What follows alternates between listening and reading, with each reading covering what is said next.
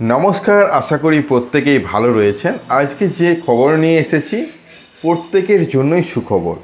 আপনি যদি কৃষক হয়ে থাকেন, আপনার যদি ঋণ থেকে থাকে, তাহলে আপনার ঋণ মুকুব করে দেওয়া হবে 2025-এর ঘোষণা।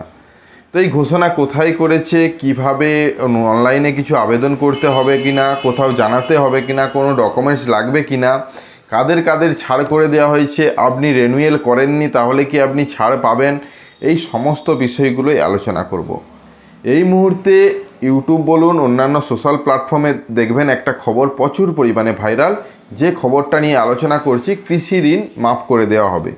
তো এই কৃষি ঋণ মাফ করার বিষয়ে বিস্তারিত যেহেতু আলোচনা, অবশ্যই ভিডিওটা লাস্ট পর্যন্ত দেখুন এবং আমাদের সাথে থাকুন। অনেক গুরুত্বপূর্ণ ইম্পর্ট্যান্ট তথ্য কিন্তু জানতে চলেছেন।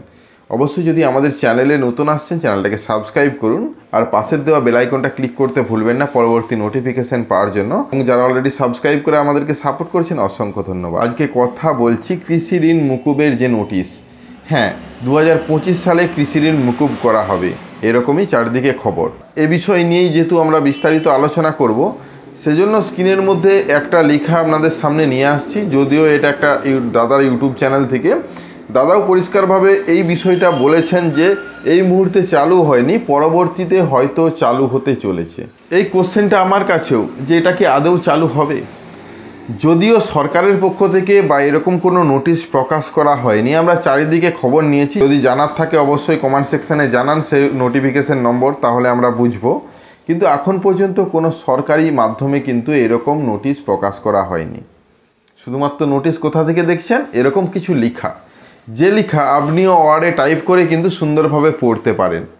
এটা সেরকমই একটা লেখা, কোনো নোটিশ নেই, কোনো নোটিশ নাম্বার নেই, কোনো ডিটেলস কিন্তু এখানে উল্লেখ নেই যে এই ওয়েবসাইট থেকে বা সরকারি এই জায়গা থেকে এই তথ্যগুলো জানতে পেরেছি।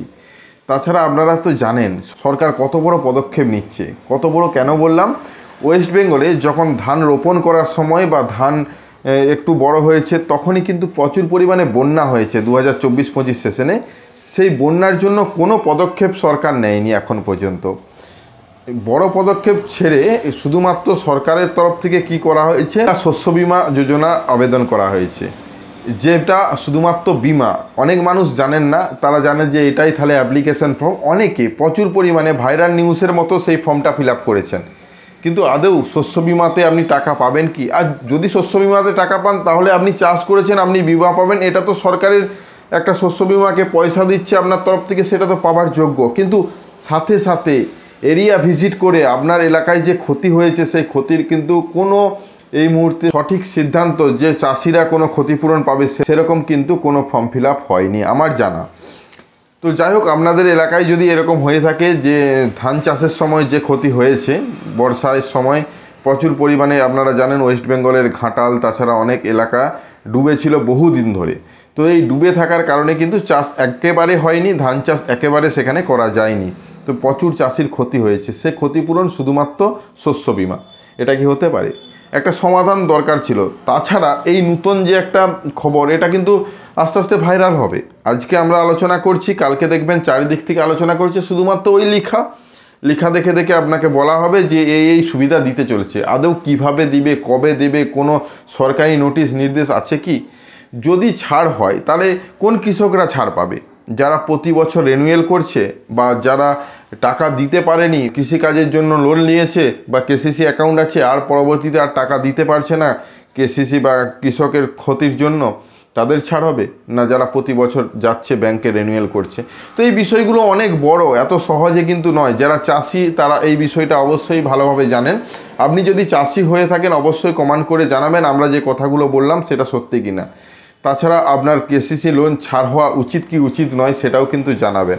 দেখুন, কেসিসি লোন আমার দেখা আগে, বহু বছর আগে কিন্তু ছাড় হয়েছিল, কিন্তু বিগত কয়েক বছর ধরে কোনো লোন ছাড়ের আমরা এখন পর্যন্ত নোটিশ পাইনি। তো লোন ছাড় দিলে অবশ্যই কৃষকরা আবার নতুন করে ভালো লোন নিতে পারবে এবং সেই লোন থেকে আরও কৃষিকাজ করতে পারবে। সেটা কিন্তু সরকারেরই সুবিধা বা সরকারেরই একটা ভালো পদক্ষেপ নেওয়া হবে। যাই হোক, এই পদক্ষেপের জন্য আমরাও অপেক্ষাই করছি। যদি কৃষি ঋণ ছাড় হয়, সেটা তো প্রত্যেকের কাছেই সুখবর হবে। তাছাড়া অবশ্যই এটাও দেখা উচিত যারা ধান চাষ করতে পারেনি এই বছর বন্যার জন্য, তাদেরও যাতে সুবিধা পায় বা তারাও যাতে কিছুটা হলেও ক্ষতিপূরণ পায়। তারা যাতে পরবর্তী চাষটা করতে পারে।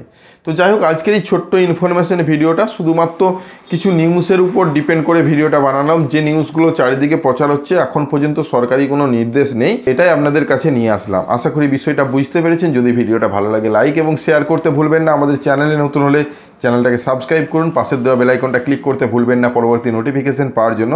আর যারা অলরেডি সাবস্ক্রাইব করে আমাদেরকে সাপোর্ট করেছেন, অসংখ্য ধন্যবাদ। এভাবেই পাশে থাকুন। দেখা হচ্ছে নতুন কোনো ভিডিও নিয়ে। ধন্যবাদ।